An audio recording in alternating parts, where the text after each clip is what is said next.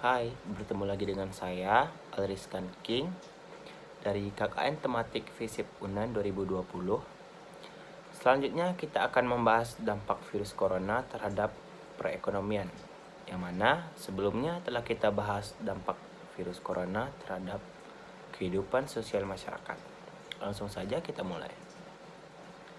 Kehadiran virus corona atau coronavirus disease 2019 atau dapat kita sebut COVID-19 telah membuat situasi ekonomi di seluruh dunia memburuk. Bahkan, lembaga keuangan dunia seperti International Monetary Fund atau IMF telah memproyeksikan bahwa ekonomi global tumbuh minus di angka 3%. Lalu, bagaimana dengan Indonesia? Seberapa besar sih pengaruh COVID-19 terhadap perekonomian Indonesia? Pemerintah melalui Kementerian Keuangan telah mencatat setidaknya ada 8 dampak utama merebaknya COVID-19 bagi perekonomian Indonesia.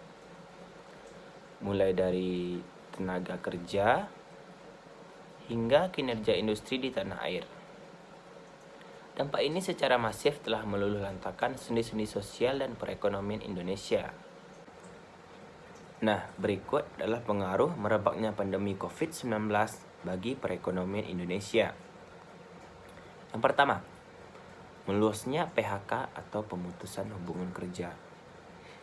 Pandemi COVID-19 telah membawa kesengsaraan yang semakin luas terhadap para pekerja formal dan informal. Kementerian Keuangan mencatat, setidaknya ada lebih dari 1,5 juta jiwa pekerja telah dirumahkan dan terkena PHK. Dari angka tersebut, 90% dirumahkan dan 10% sisanya terkena PHK. Sebanyak 1,24 juta orang merupakan berasal dari pekerja formal dan 265.000 lainnya merupakan pekerja informal. Yang kedua, kontraksi PMI Manufacturing. PMI Manufacturing umumnya menunjukkan kinerja industri pengolahan dalam negeri, baik dari sisi produksi, permintaan baru, hingga ketenaga kerjaan yang sangat besar, sehingga membawa dampak yang sangat berat utamanya bagi para buruh. Kementerian Keuangan mencatat, PMI Manufacturing Indonesia mengalami kontraksi yang cukup dalam, hingga angka 45,3 atau lebih rendah dibandingkan angka per Agustus 2019 yang masih berada di angka 49. Yang ketiga yaitu kinerja impor. Kinerja impor juga mengalami penurunan yang sangat drastik.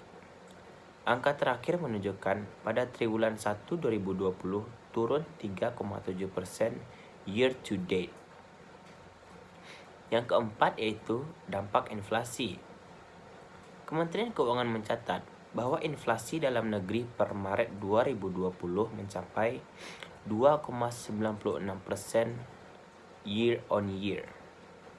Inflasi ini disumbangkan oleh harga emas, perhiasan, dan beberapa komoditas pangan. Nah, yang kelima adalah pembatalan penerbangan domestik dan internasional.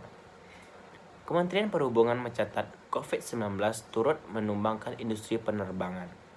Setidaknya ada lebih dari 12.703 penerbangan di 15 bandara Indonesia dibatalkan sepanjang Januari sampai Maret 2020. Dengan rincian 11.680 untuk penerbangan domestik dan 1.023 untuk penerbangan internasional. Yang keenam yaitu menurunnya jumlah wisman. Kunjungan wisatawan mancanegara atau wisman memberikan pengaruh besar terhadap ekonomi dalam negeri. Dan COVID-19 telah memberikan pengaruhnya yang sangat masif, tak tanggung-tanggung. Kunjungan wisatawan mancanegara turun lebih dari 7.000 wisatawan per hari. Kunjungan wisatawan umumnya didominasi dari wisatawan asal China. Yang ketujuh, kehilangan pendapatan sektor layanan udara. Pembatalan penerbangan dan penurunan wisatawan tentunya memberikan pengaruhnya terhadap angka kehilangan pendapatan di sektor layanan udara, yang mana ini mencapai lebih dari 300 miliar per hari. Jumlah yang sangat besar. Yang kedelapan yaitu penurunan okupansi hotel.